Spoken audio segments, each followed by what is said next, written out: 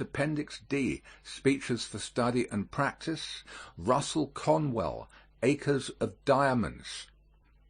I am astonished that so many people should care to hear this story over again. Indeed, this lecture has become a study in psychology.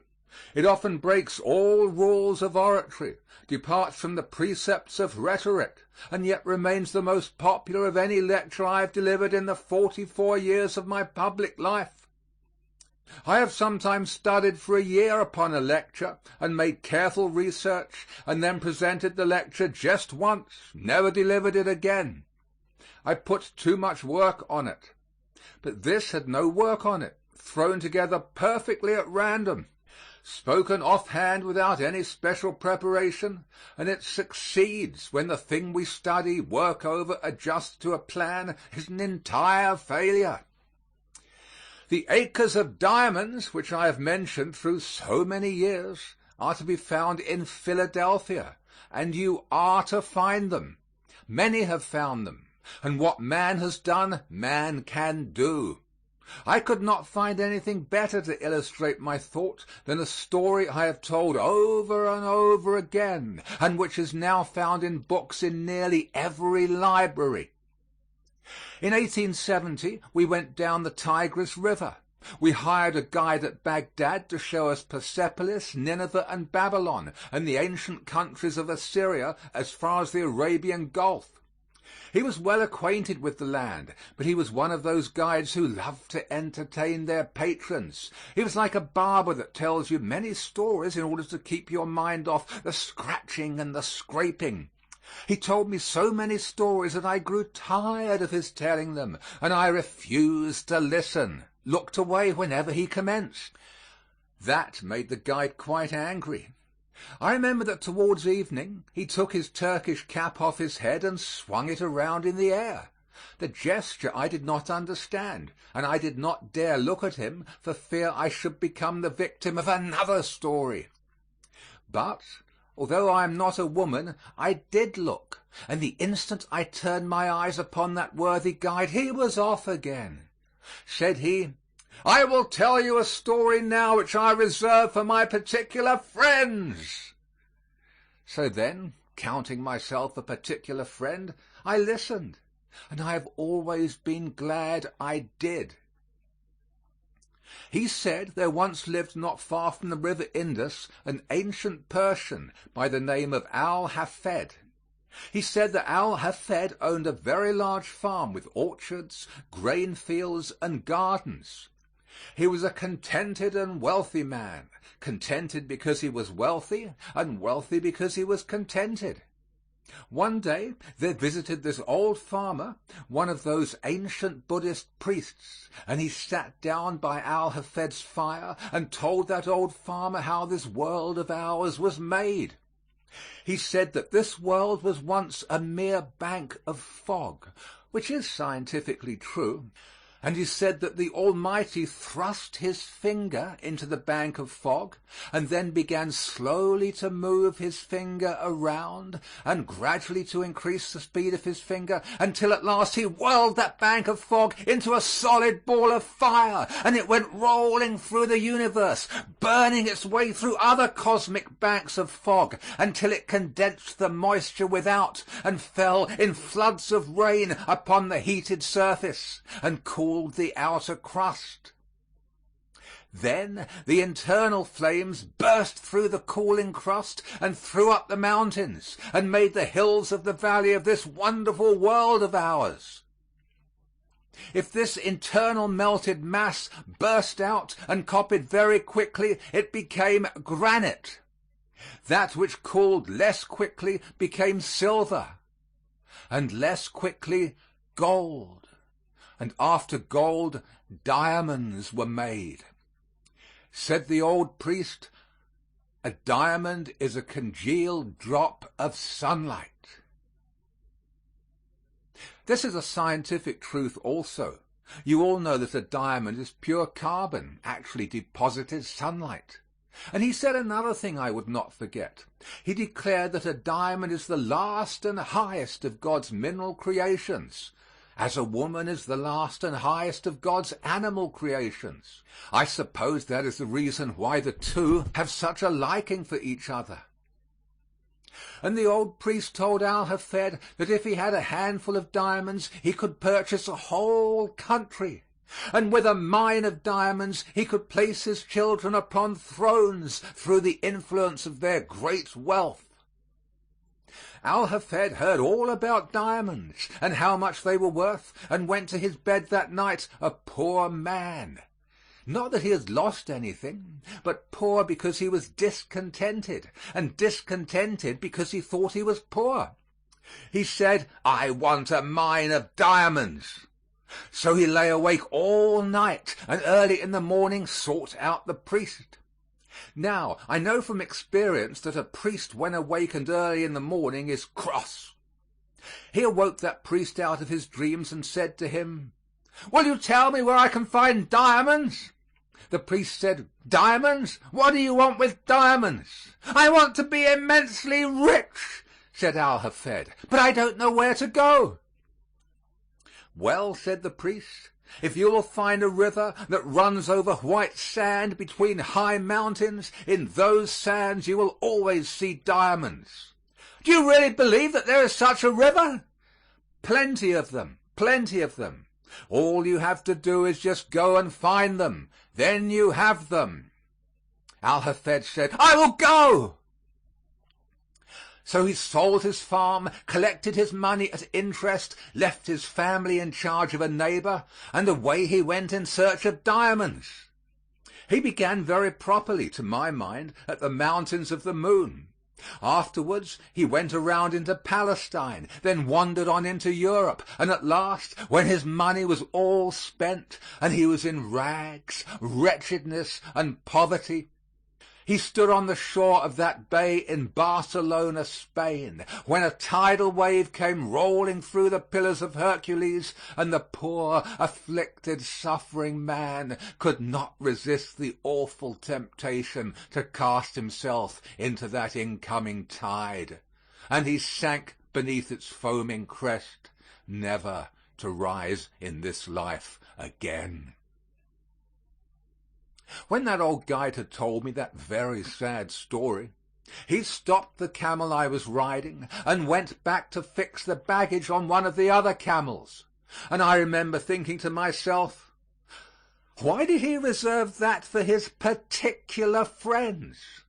There seemed to be no beginning, middle, or end, nothing to it. That was the first story I ever heard told or read in which the hero was killed in the first chapter. I had but one chapter of that story, and the hero was dead. When the guide came back and took up the halter of my camel again, he went right on with the same story. He said that Al-Hafed's successor led his camel out into the garden to drink, and as that camel put its nose down into the clear water of the garden brook, Al-Hafed's successor noticed a curious flash of light from the sands of the shallow stream, and reaching in, he pulled out a black stone having an eye of light that reflected all the colors of the rainbow, and he took that curious pebble into the house and left it on the mantel, then went on his way and forgot all about it. A few days after that, the same old priest who told Al-Hafed how diamonds were made came in to visit his successor. When he saw that flash of light from the mantel, he rushed up and said, "Here is a diamond! Here is a diamond! Has Al-Hafed returned?" "No, no, Al-Hafed has not returned. That is not a diamond. That is nothing but a stone. We found it right out here in our garden." "But I know a diamond when I see it," said he. "That is a diamond." Then together they rushed to the garden and stirred up the white sands with their fingers, and found others more beautiful, more valuable diamonds than the first. And thus, said the guide to me, were discovered the diamond mines of Golconda, the most magnificent diamond mines in all the history of mankind, exceeding the Kimberley in its value. The great Koh-i-Noor diamond in England's crown jewels, and the largest crown diamond on earth in Russia's crown jewels, which I had often hoped she would have to sell before they had peace with Japan, came from that mine. And when the old guide had called my attention to that wonderful discovery, he took his Turkish cap off his head again and swung it around in the air to call my attention to the moral. Those Arab guides have a moral to each story, though the stories are not always moral. He said, had Al-Hafed remained at home and dug in his own cellar or in his own garden, instead of wretchedness, starvation, poverty, and death in a strange land, he would have had acres of diamonds. For every acre, yes, every shovelful of that old farm afterwards revealed the gems which since have decorated the crowns of monarchs. When he had given the moral to his story, I saw why he had reserved this story for his particular friends. I didn't tell him I could see it. I was not going to tell that old Arab that I could see it. For it was that mean old Arab's way of going around a thing, like a lawyer, and saying indirectly what he did not dare say directly, that there was a certain young man that day traveling down the Tigris River that might better be at home in America. I didn't tell him I could see it. I told him his story reminded me of one, and I told it to him quick. I told him about that man out in California who, in 1847, owned a ranch out there. He read that gold had been discovered in Southern California, and he sold his ranch to Colonel Sutter and started off to hunt for gold. Colonel Sutter put a mill on the little stream in that farm, and one day his little girl brought some wet sand from the raceway of the mill into the house and placed it before the fire to dry. And as that sand was falling through the little girl's fingers, a visitor saw the first shining scales of real gold that were ever discovered in California. And the man who wanted the gold had sold this ranch and gone away, never to return. I delivered this lecture 2 years ago in California, in the city that stands near that farm, and they told me that the mine is not exhausted yet, and that a 1/3 owner of that farm has been getting, during these recent years, $20 of gold every 15 minutes of his life, sleeping or waking. Why, you and I would enjoy an income like that. But the best illustration that I have now of this thought was found here in Pennsylvania. There was a man living in Pennsylvania who owned a farm here, and he did what I should do if I had a farm in Pennsylvania. He sold it. But before he sold it, he concluded to secure employment collecting coal oil for his cousin in Canada. They first discovered coal oil there. So this farmer in Pennsylvania decided that he would apply for a position with his cousin in Canada. Now, you see, this farmer was not altogether a foolish man. He did not leave his farm until he had something else to do. Of all the simpletons the stars shine on, there is none more foolish than a man who leaves one job before he has obtained another. And that has especial reference to gentlemen of my profession, and has no reference to a man seeking a divorce. So, I say, this old farmer did not leave one job until he had obtained another. He wrote to Canada, but his cousin replied that he could not engage him because he did not know anything about the oil business. Well then, said he, I will understand it. So he set himself at the study of the whole subject. He began at the second day of the creation. He studied the subject from the primitive vegetation to the coal oil stage until he knew all about it. Then he wrote to his cousin and said, "Now I understand the oil business." And his cousin replied to him, "All right then, come on." That man, by the record of the county, sold his farm for $833, even money, no cents. He had scarcely gone from that farm before the man who purchased it went out to arrange for the watering of the cattle. and he found that the previous owner had arranged the matter very nicely. There is a stream running down the hillside there, and the previous owner had gone out and put a plank across the stream at an angle, extending across the brook and down edgewise a few inches under the surface of the water.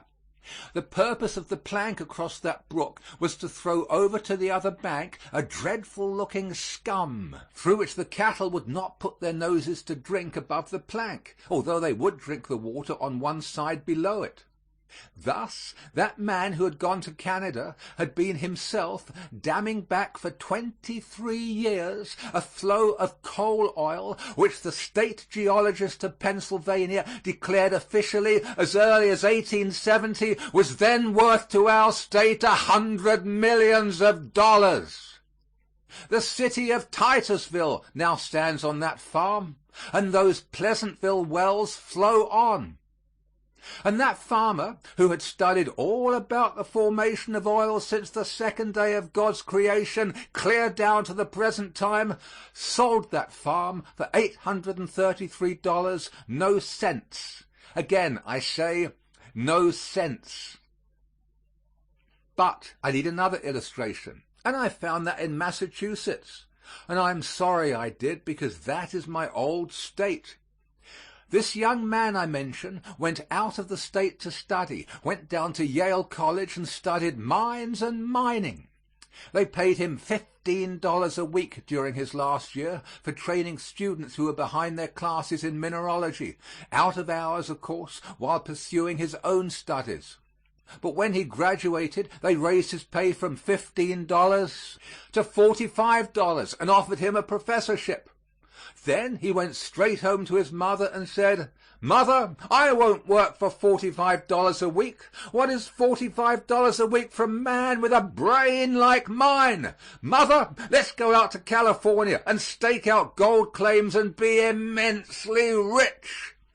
"Now," said his mother, "it is just as well to be happy as it is to be rich." But as he was the only son, he had his way. They always do.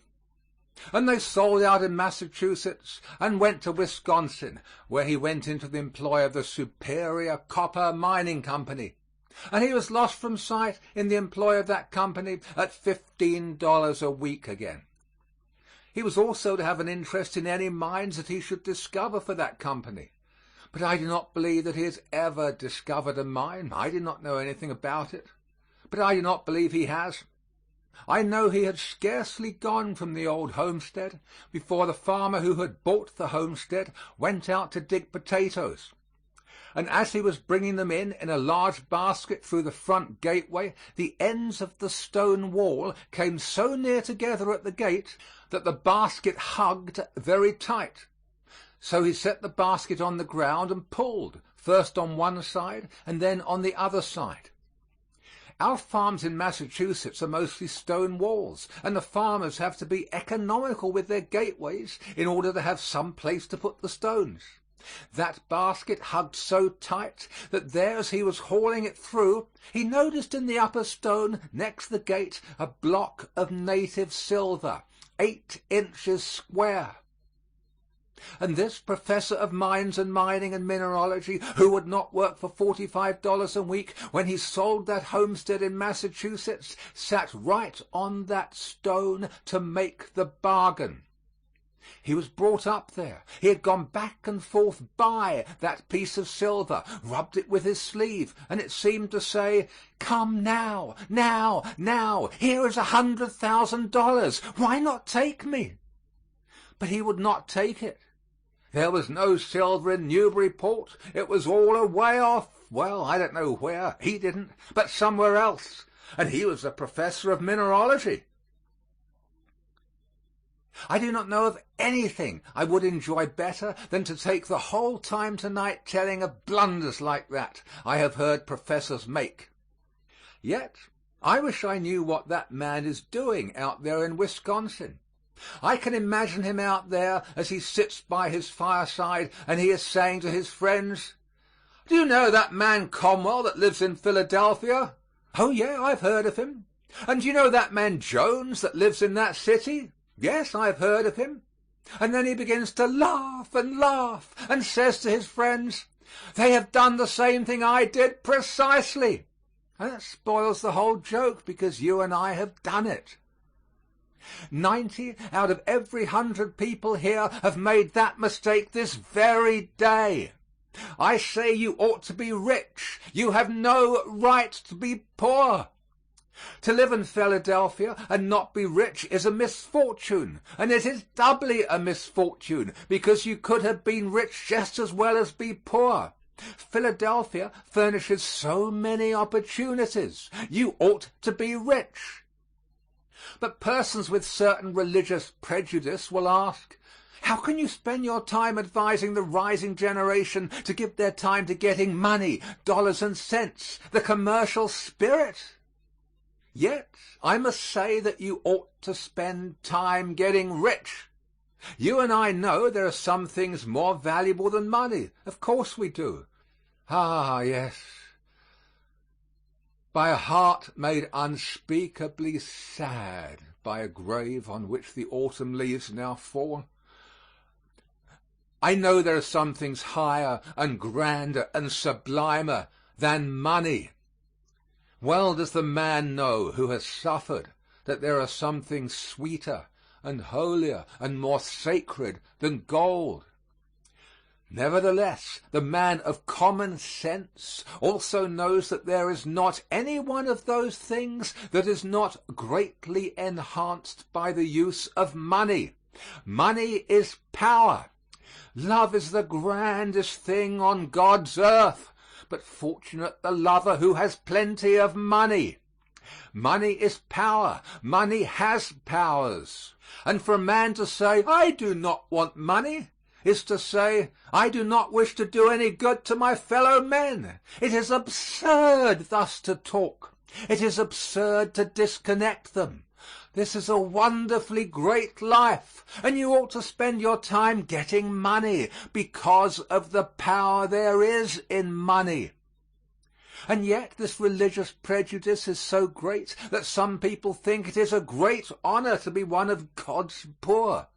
I am looking in the faces of people who think just that way. I heard a man once say in a prayer meeting that he was thankful that he was one of God's poor.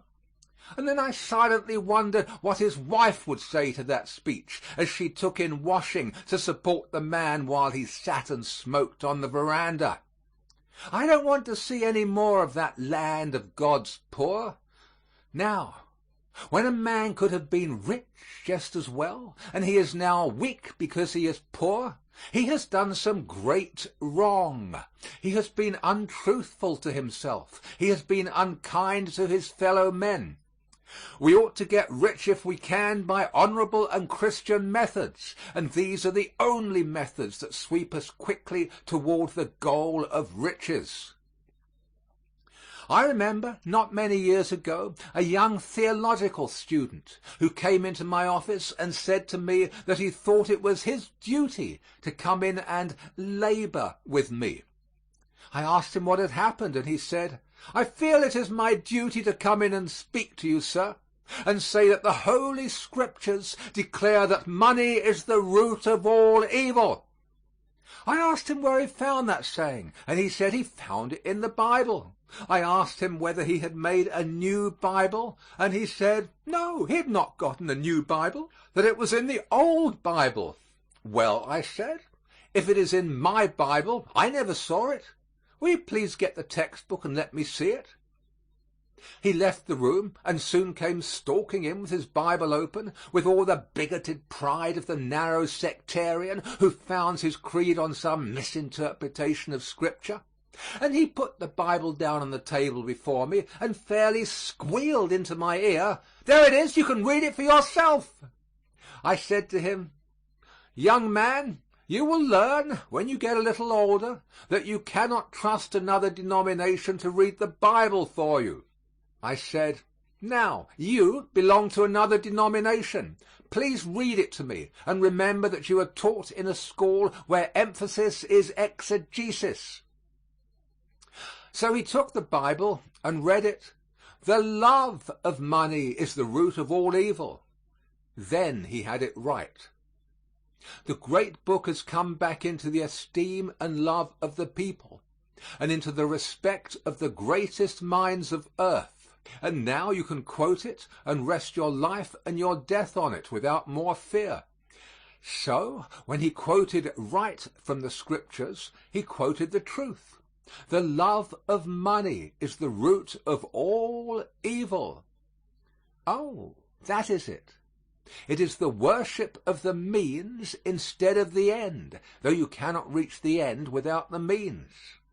When a man makes an idol of the money instead of the purposes for which it may be used, when he squeezes the dollar until the eagle squeals, then it is made the root of all evil. Think, if you only had the money, what you could do for your wife, your child, and for your home and your city. Think how soon you could endow the Temple College yonder if you only had the money and the disposition to give it. And yet, my friend, people say you and I should not spend the time getting rich. How inconsistent the whole thing is. We ought to be rich because money has power. I think the best thing for me to do is to illustrate this. For if I say you ought to get rich, I ought at least to suggest how it is done. We get a prejudice against rich men because of the lies that are told about them. The lies that are told about Mr. Rockefeller because he has $200 million, so many believe them. Yet how false is the representation of that man to the world. How little we can tell what is true nowadays when newspapers try to sell their papers entirely on some sensation. The way they lie about the rich men is something terrible. And I do not know that there is anything to illustrate this better than what the newspapers now say about the city of Philadelphia. A young man came to me the other day and said, "If Mr. Rockefeller, as you think, is a good man, why is it that everybody says so much against him?" It is because he has gotten ahead of us. That is the whole of it, just gotten ahead of us. Why is it Mr. Carnegie is criticized so sharply by an envious world? Because he has gotten more than we have. If a man knows more than I know, don't I incline to criticize somewhat his learning? Let a man stand in a pulpit and preach to thousands, and if I have 15 people in my church and they're all asleep, don't I criticize him? We always do that to the man who gets ahead of us. Why, the man you are criticizing has 100 millions, and you have 50 cents, and both of you have just what you are worth. One of the richest men in this country came into my home and sat down in my parlor and said, "Did you see all those lies about my family in the paper?" Certainly I did. I knew they were lies when I saw them. Why do they lie about me the way they do? Well, I said to him, if you give me your check for 100 millions, I will take all the lies along with it. Well, said he, I don't see any sense in their thus talking about my family and myself. Conwell, tell me frankly, what do you think the American people think of me? Well, said I, they think you are the blackest-hearted villain that ever trod the soil. But what can I do about it? There is nothing he can do about it. And yet he is one of the sweetest Christian men I ever knew. If you get 100 millions, you will have the lies. You will be lied about, and you can judge your success in any line by the lies that are told about you. I say that you ought to be rich, but there are ever coming to me young men who say, I would like to go into business, but I cannot. Why not? Because I have no capital to begin on. Capital to begin on. What, young man, living in Philadelphia and looking at all this wealthy generation, all of whom began as poor boys, and you want capital to begin on? It is fortunate for you that you have no capital. I am glad you have no money. I pity a rich man's son. A rich man's son in these days of ours occupies a very difficult position. They are to be pitied. A rich man's son cannot know the very best things in human life. He cannot. The statistics of Massachusetts show us that not one out of 17 rich men's sons ever die rich. They are raised in luxury. They die in poverty. Even if a rich man's son retains his father's money, even then he cannot know the best things of life. A young man in our college yonder asked me to formulate for him what I thought was the happiest hour in a man's history. And I studied it long and came back convinced that the happiest hour that any man ever sees in any earthly matter is when a young man takes his bride over the threshold of the door for the first time of the house he himself has earned and built. When he turns to his bride, and with an eloquence greater than any language of mine, he saith to his wife, "My loved one, I earned this home myself. I earned it all. It is all mine. And I divide it with thee." That is the grandest moment a human heart may ever see. But a rich man's son cannot know that. He goes into a finer mansion, it may be, but he is obliged to go through the house and say, "Mother gave me this, mother gave me that, my mother gave me that, my mother gave me that," until his wife wishes she had married his mother. Oh, I pity a rich man's son, I do, until he gets so far along in his dudism that he gets his arms up like that and can't get them down. Didn't you ever see any of them astray at Atlantic City? I saw one of these scarecrows once, and I never tire thinking about it. I was at Niagara Falls lecturing, and after the lecture I went to the hotel, and when I went up to the desk there stood a millionaire's son from New York. He was an indescribable specimen of anthropologic potency. He carried a gold-headed cane under his arm, more in its head than he had in his. I do not believe I could describe the young man if I should try. But still, I must say that he wore an eyeglass he could not see through, patent leather shoes he could not walk in, and pants he could not sit down in, dressed like a grasshopper. Well, this human cricket came up to the clerk's desk just as I went in.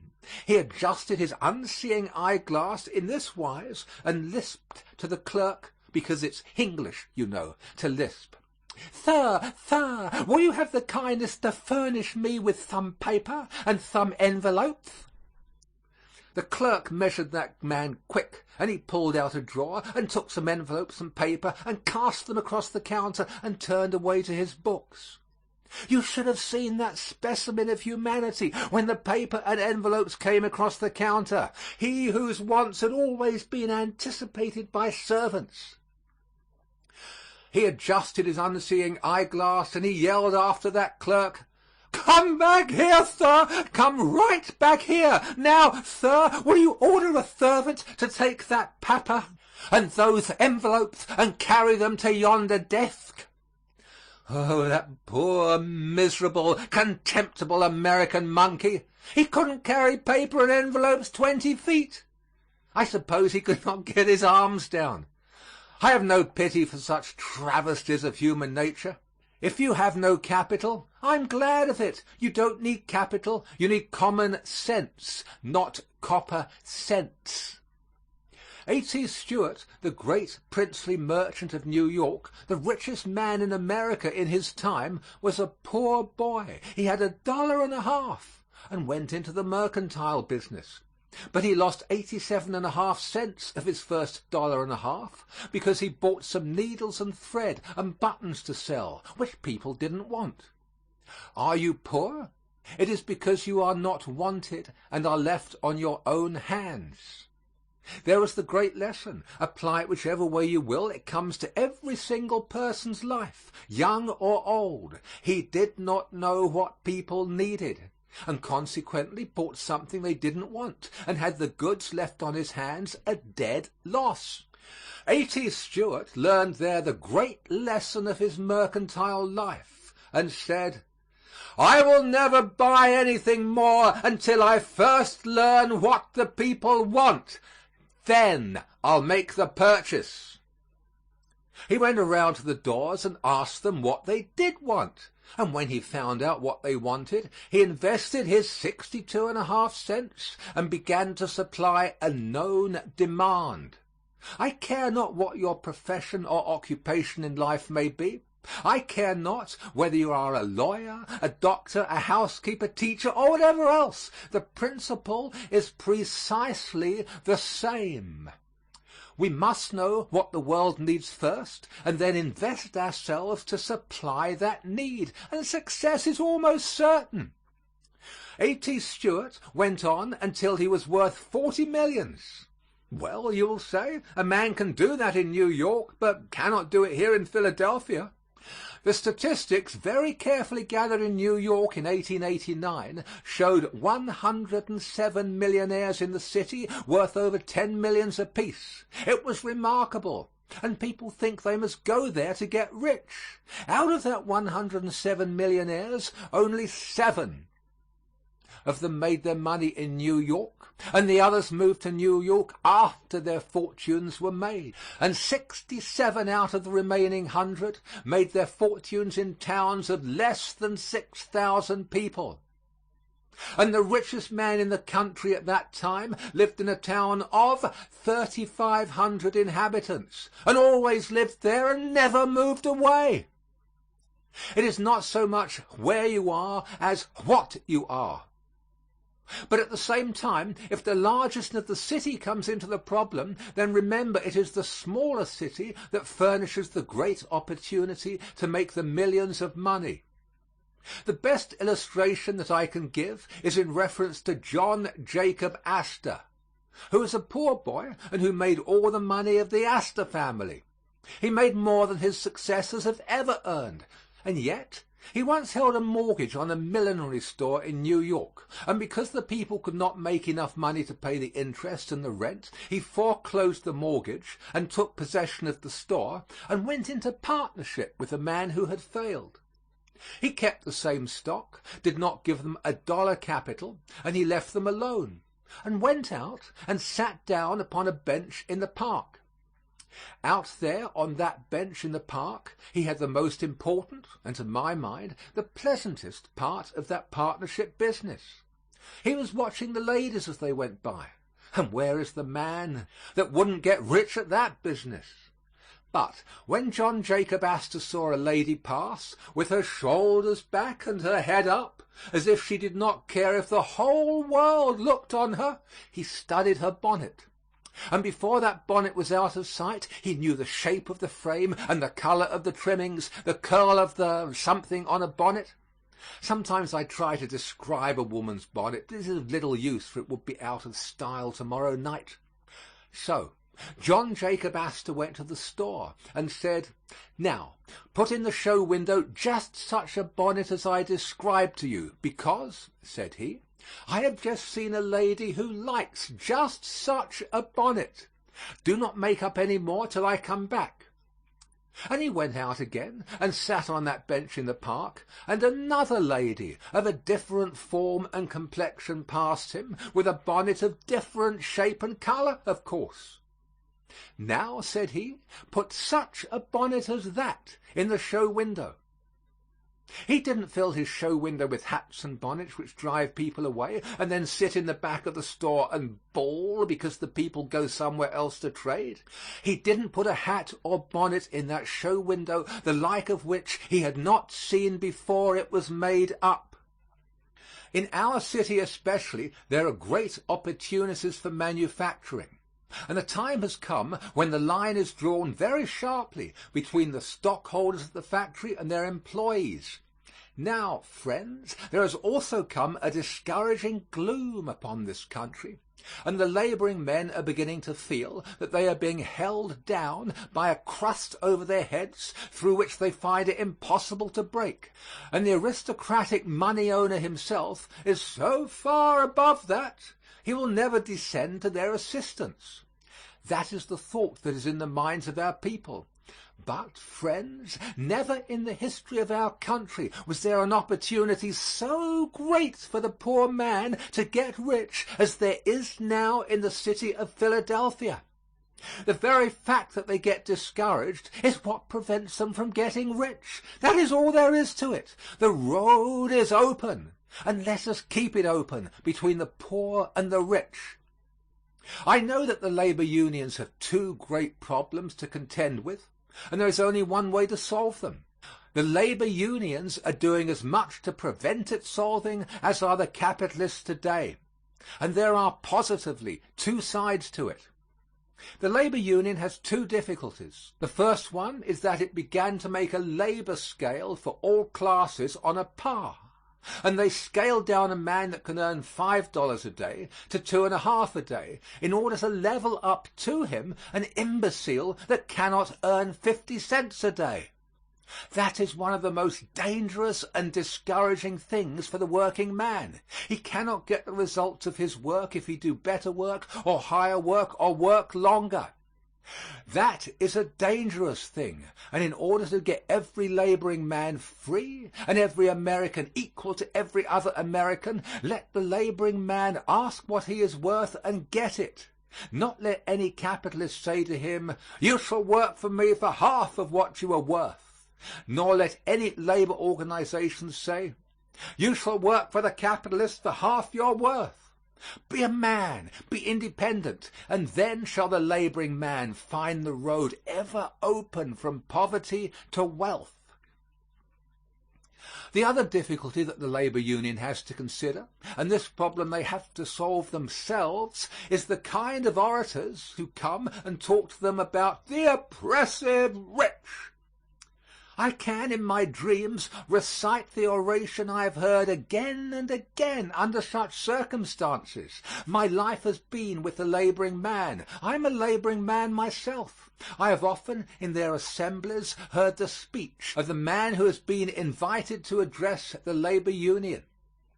The man gets up before the assembled company of honest laboring men, and he begins by saying, "O ye honest, industrious laboring men, who have furnished all the capital of the world, who have built all the palaces and constructed all the railroads and covered the ocean with her steamships. O you laboring men, you are nothing but slaves. You are ground down in the dust by the capitalist who is gloating over you as he enjoys his beautiful estates and as he has his banks filled with gold, and every dollar he owns is coined out of the heart's blood of the honest laboring man."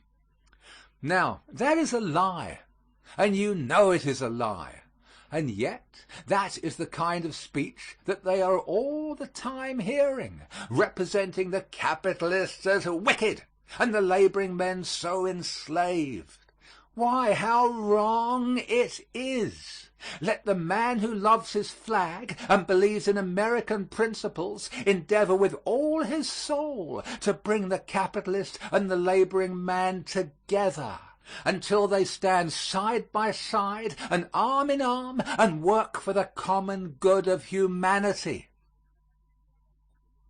He is an enemy to his country who sets capital against labor or labor against capital. Suppose I were to go down through this audience and ask you to introduce me to the great inventors who live here in Philadelphia. The inventors of Philadelphia, you would say. Why? Well, we don't have any in Philadelphia. It is too slow to invent anything. But you do have just as great inventors, and they are here in this audience as ever invented a machine. But the probability is that the greatest inventor to benefit the world with his discovery is some person, perhaps some lady, who thinks she could not invent anything. Did you ever study the history of invention and see how strange it was that the man who made the greatest discovery did it without any previous idea that he was an inventor? Who are the great inventors? They are persons with plain, straightforward common sense who saw a need in the world and immediately applied themselves to supply that need. If you want to invent anything, don't try to find it in the wheels in your head, nor the wheels in your machine, but first find out what the people need, and then apply yourself to that need. And this leads to invention on the part of the people you would not dream of before. The great inventors are simply great men. The greater the man, the more simple the man, and the more simple a machine, the more valuable it is. Did you ever know a really great man? His ways are so simple, so common, so plain, that you think anyone could do what he is doing. So it is with the great men the world over. If you know a really great man, a neighbor of yours, you can go right up to him and say, "How are you, Jim? Good morning, Sam." Of course you can, for they are always so simple. When I wrote the life of General Garfield, one of his neighbors took me to his back door and shouted, "Jim, Jim, Jim!" And very soon Jim came to the door, and General Garfield let me in, one of the grandest men of our century. The great men of the world are ever so.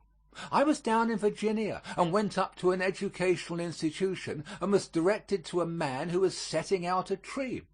I approached him and said, "Do you think it would be possible for me to see General Robert E. Lee, the president of the university?" He said, "Sir, I am General Lee." Of course, when you meet such a man, so noble a man as that, you will find him a simple, plain man. Greatness is always just so modest, and great inventions are simple.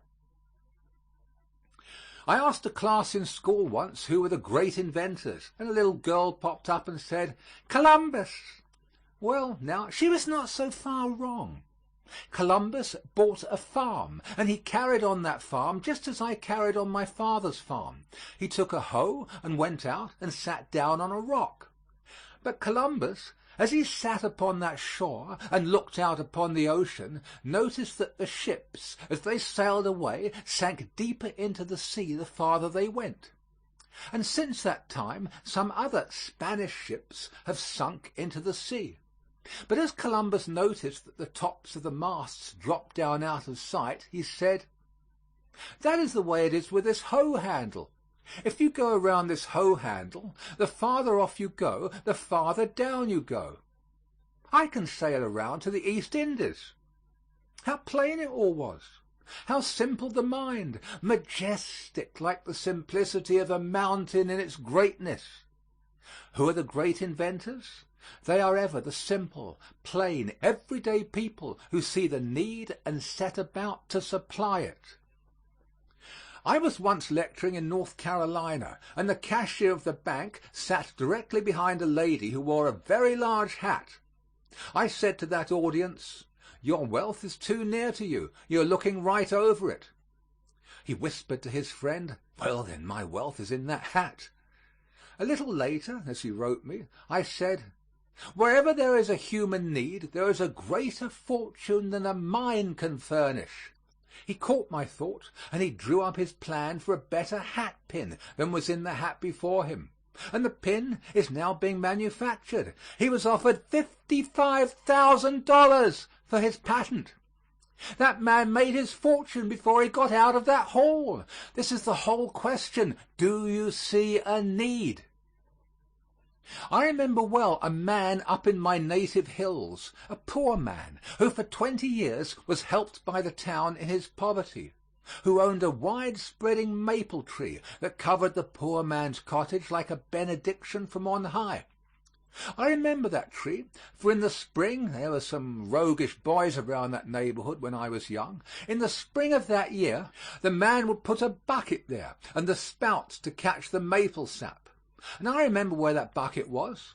And when I was young, the boys were so mean that they went to that tree before that man had gotten out of bed in the morning, and after he had gone to bed at night, and drank up that sweet sap. I could swear they did it. He didn't make a great deal of maple sugar from that tree, but one day he made the sugar so white and crystalline that the visitor did not believe it was maple sugar, thought maple sugar must be red or black. He said to the old man, "Why don't you make it that way and sell it for confectionery?" The old man caught his thought and invented the rock maple crystal. And before that patent expired, he had $90,000 and had built a beautiful palace on the site of that tree. After 40 years owning that tree, he awoke to find it had fortunes of money indeed in it. And many of us are right by the tree that has a fortune for us, and we own it, possess it, do what we will with it, but we do not learn its value because we do not see the human need. And in these discoveries and inventions, this is one of the most romantic things of life. I have received letters from all over the country and from England, where I have lectured, saying that they have discovered this and that, and one man out in Ohio took me through his great factories last spring and said that they cost him $680,000, and said he, "I was not worth a cent in the world when I heard your lecture, Acres of Diamonds, but I made up my mind to stop right here and make my fortune here." And here it is. He showed me through his unmortgaged possessions. And this is a continual experience now as I travel through the country after these many years. I mention this incident not to boast, but to show you that you can do the same if you will. Who are the great inventors? I remember a good illustration in a man who used to live in East Brookfield, Massachusetts. He was a shoemaker, and he was out of work, and he sat around the house until his wife told him to go outdoors. And he did what every husband is compelled to do. He obeyed his wife. And he went out and sat down on an ash barrel in his backyard. Think of it, stranded on an ash barrel, and the enemy in possession of the house. As he sat on the ash barrel, he looked down into that little brook which ran through that backyard into the meadows, and he saw a little trout go flashing up the stream and hiding under the bank. I do not suppose he thought of Tennyson's beautiful poem, "Chatter, chatter as I flow to join the brimming river. Men may come and men may go, but I go on forever." But as this man looked into the brook, he leaped off that ash barrel and managed to catch the trout with his fingers and sent it to Worcester. They wrote back that they would give him a $5 bill for another such trout as that. Not that it was worth that much, but they wished to help the poor man. So this shoemaker and his wife, now perfectly united, that $5 bill in prospect, went out to get another trout. They went up the stream to its source and down to the brimming river, but not another trout could they find in the whole stream.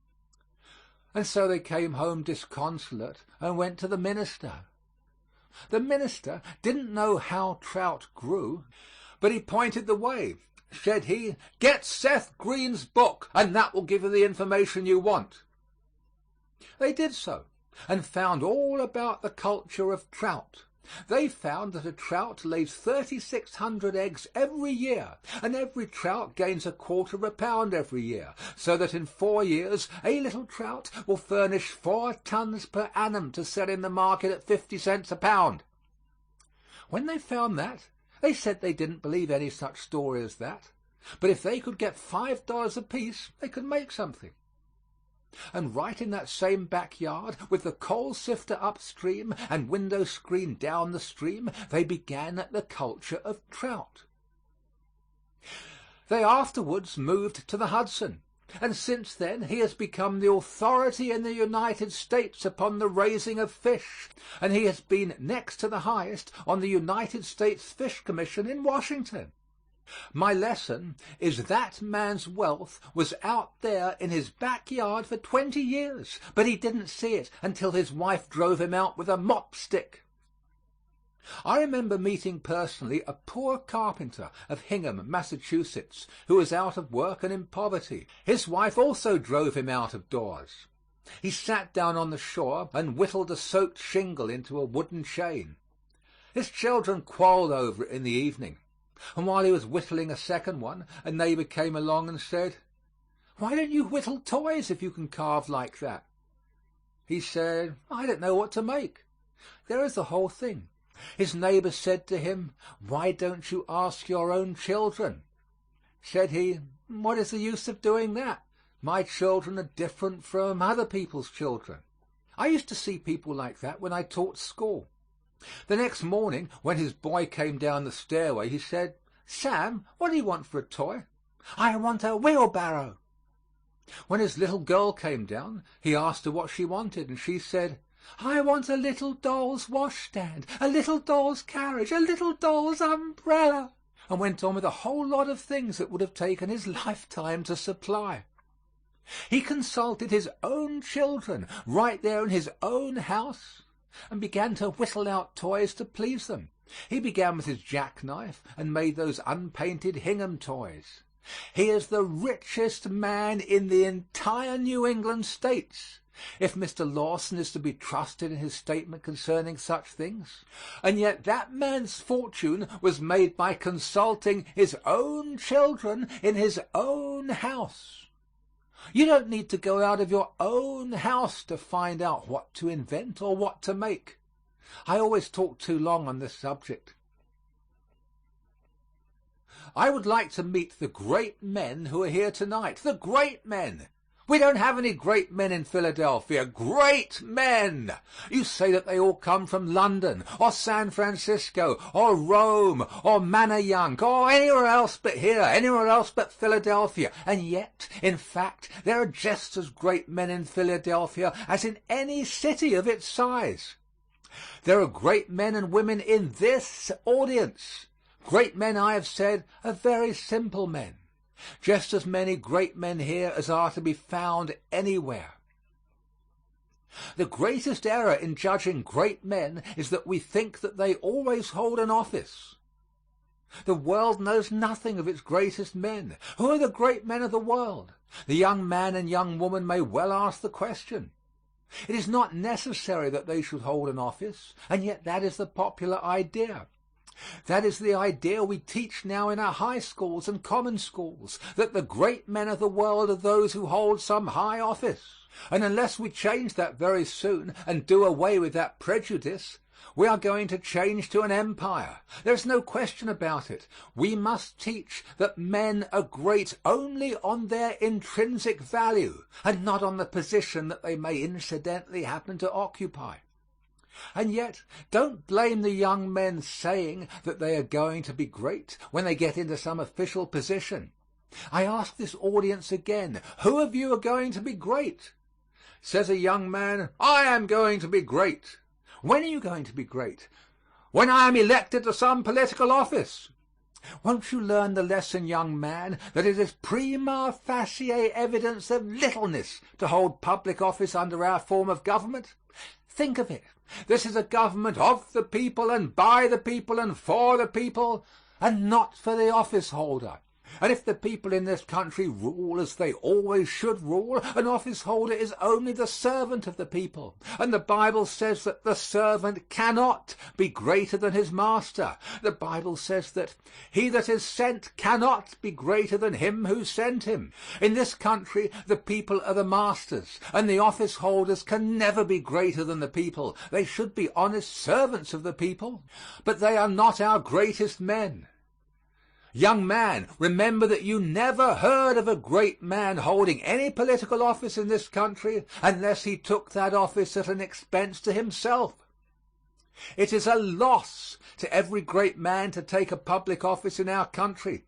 Bear this in mind, young man, that you cannot be made great by a political election.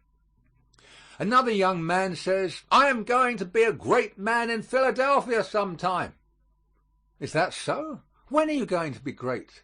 When there comes another war, when we get into difficulty with Mexico or England or Russia or Japan or with Spain again over Cuba or with New Jersey, I will march up to the cannon's mouth, and amid the glistening bayonets I will tear down their flag from its staff, and I will come home with stars on my shoulders and hold every office in the gift of the government, and I will be great. No, you won't. No, you won't. That is no evidence of true greatness, young man. But don't blame that young man for thinking that way. That is the way he is taught in the high school. That is the way history is taught in college. He is taught that the men who held the office did all the fighting. I remember we had a peace jubilee here in Philadelphia soon after the Spanish War. Perhaps some of these visitors think we should not have had it until now in Philadelphia. And as the great procession was going up Broad Street, I was told that the tally-ho coach stopped right in front of my house, and on the coach was Hobson. And all the people threw up their hats and swung their handkerchiefs and shouted, "Hurrah for Hobson!" I would have yelled too, because he deserves much more of his country than he has ever received. But suppose I go into the high school tomorrow and ask, "Boys, who sunk the Merrimac?" If they answer me, "Hobson," they tell me 7/8 of a lie. 7/8 of a lie because there were 8 men who sunk the Merrimac. The other 7 men, by virtue of their position, were continually exposed to the Spanish fire, while Hobson, as an officer, might reasonably be behind the smokestack. Why, my friends, in this intelligent audience gathered here tonight, I do not believe I could find a single person that can name the other 7 men who were with Hobson. Why do we teach history in that way? We ought to teach that however humble the station a man may occupy, if he does his full duty in his place, he is just as much entitled to the American people's honor as is a king upon a throne. We do teach it, as a mother did her little boy in New York, when he said, "Mama, what great building is that?" "That is General Grant's tomb." Who was General Grant? He was the man who put down the rebellion. Is that the way to teach history? Do you think we would have gained a victory if it had depended on General Grant alone? Oh, no. Then why is there a tomb on the Hudson at all? Why? Not simply because General Grant was personally a great man himself, but that tomb is there because he was a representative man and represented 200,000 men who went down to death for their nation, and many of them as great as General Grant. That is why that beautiful tomb stands on the heights over the Hudson. I remember an incident that will illustrate this, the only one that I can give tonight. I am ashamed of it, but I don't dare leave it out. I close my eyes now. I look back through the years to 1863. I can see my native town in the Berkshire Hills. I can see that cattle show ground filled with people. I can see the church there and the town hall crowded, and hear bands playing and see flags flying and handkerchiefs streaming. Well do I recall at this moment that day. The people had turned out to receive a company of soldiers, and that company came marching up on the common. They had served out one term in the Civil War and had re-enlisted, and they were being received by their native townsmen. I was but a boy, but I was captain of that company, puffed out with pride on that day. Why, a cambric needle would have burst me all to pieces. As I marched on the common at the head of my company, there was not a man more proud than I. We marched into the town hall, and then they seated my soldiers down in the center of the house, and I took my place down on the front seat, and then the town officers filed through the great throng of people who stood close and packed in that little hall. They came up on the platform, formed a half circle around it, and the mayor of the town, the chairman of the select men in New England, took his seat in the middle of that half circle. He was an old man. His hair was gray. He never held an office before in his life. He thought that an office was all he needed to be a truly great man, and when he came up he adjusted his powerful spectacles and glanced calmly around the audience with amazing dignity. Suddenly his eyes fell upon me, and then the good old man came right forward and invited me to come up on the stand with the town officers. Invited me up on the stand. No town officer ever took notice of me before I went to war. Now, I should not say that. One town officer was there who advised the teacher to whale me, but I meant no honorable mention. So I was invited up on the stand with the town officers. I took my seat and let my sword fall on the floor and folded my arms across my breast and waited to be received. Napoleon the Fifth. Pride goeth before destruction and a fall. When I had gotten my seat and all became silent through the hall, the chairman of the selectmen arose and came forward with great dignity to the table. And we all supposed he would introduce the congregational minister, who was the only orator in the town, and who would give the oration to the returning soldiers. But, friends, you should have seen the surprise that ran over that audience when they discovered that this old farmer was going to deliver that oration himself. He had never made a speech in his life before, but he fell into the same error that others have fallen into. He seemed to think that the office would make him an orator. So he had written out a speech and walked up and down the pasture until he had learned it by heart and frightened the cattle, and he brought that manuscript with him, and taking it from his pocket, he spread it carefully upon the table. Then he adjusted his spectacles to be sure that he might see it, and walked far back on the platform, and then stepped forward like this. He must have studied the subject much, for he assumed an elocutionary attitude. He rested heavily upon his left heel, slightly advanced the right foot, threw back his shoulders, opened the organs of speech, and advanced his right hand at an angle of 45. As he stood in that elocutionary attitude, this is just the way that speech went. This is it precisely. Some of my friends have asked me if I do not exaggerate it, but I could not exaggerate it. Impossible.